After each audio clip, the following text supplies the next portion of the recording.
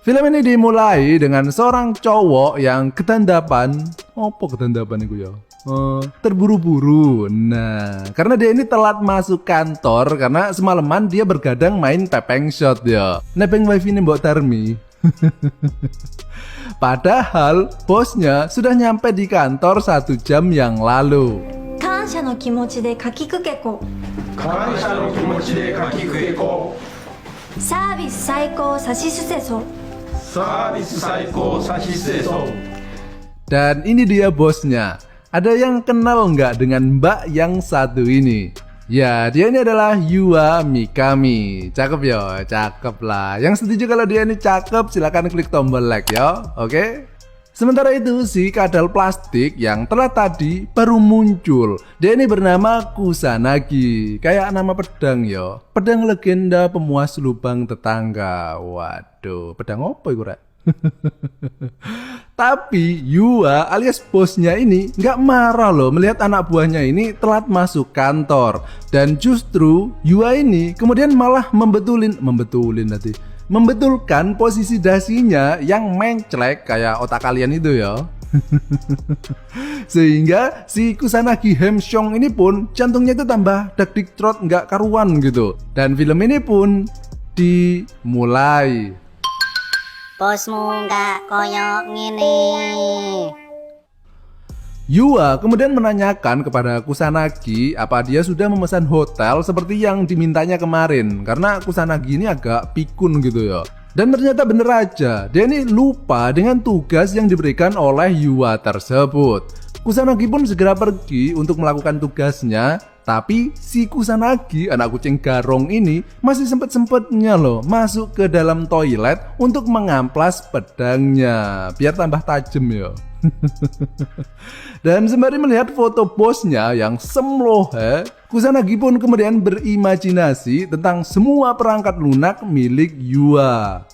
Malam pun tiba, terlihat Yua kini tengah menelpon seorang pria dan dia ini adalah suaminya yang bekerja di luar kota. Namun si Kusanagi ini malah sengaja memberikan laporannya dengan niatan agar Yua itu segera mengakhiri percakapan tersebut. Dan Yua kemudian memperbolehkan Kusanagi untuk pulang karena tugasnya kan sudah selesai toh. Tapi si Kusanagi yang tahu kalau Yua ini nggak pulang alias lembur, kemudian dia pun mengatakan akan menemaninya di kantor untuk membantu tugas apapun itu yang sedang dikerjakan oleh Yua. Modus kadal plastik ya. Dan keesokan harinya, Yua yang sudah bersiap untuk berangkat keluar kota. Namun si Kusanagi, anak epep ini ya, masih aja tetap telat loh. Sehingga Yua pun harus menunggunya cukup lama. Dan akhirnya mereka pun kemudian berangkat untuk menemui klien mereka. Karena perusahaan Yua saat ini tengah mengembangkan sebuah produk, yaitu pengembangbiakan kawin silang antara kroto dengan gajah pedofil ya. Dan acara pertemuan tersebut juga bisa dibilang cukup sukses. Dan sekali lagi terlihat kalau Yua ini begitu perhatian ya kepada anak buahnya yang satu ini. Sehingga Kusanagi pun jadi tambah gimana gitu. Dan sekali lagi cerita seperti ini cuma ada di dalam film fantasi busuk seperti ini ya. Karena kalau pada kenyataannya sih punya anak buah kayak gini yang suka telat, pikun, kerjanya nggak bener, ya wes dipecat dari dulu rek. Nah, setelah seharian bekerja menemui klien, mereka pun kemudian kecapean dan segera pergi menuju ke hotel. Dan mereka ini benar-benar capek loh ya. Khususnya Mbak Yua ini, asli kelihatan capek banget yo. Kalau nggak percaya, coba wes kalian lihat yo.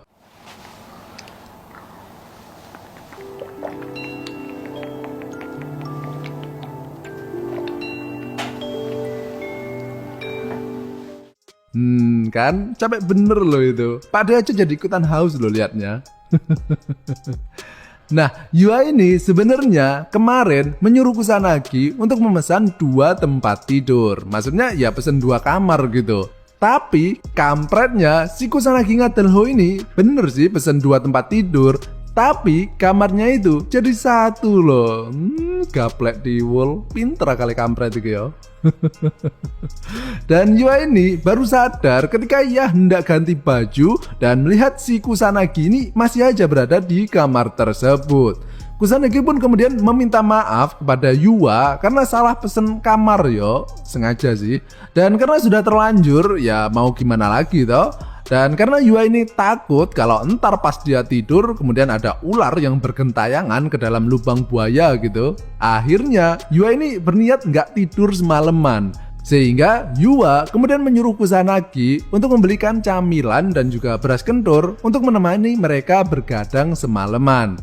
Sementara itu, Yua kemudian menelpon suaminya dan mengatakan agar suaminya itu cepat pulang ya. Karena bikang angetnya itu udah lama nggak ada yang makan. Takutnya basi gitu. Iya, emang bisa basi ya.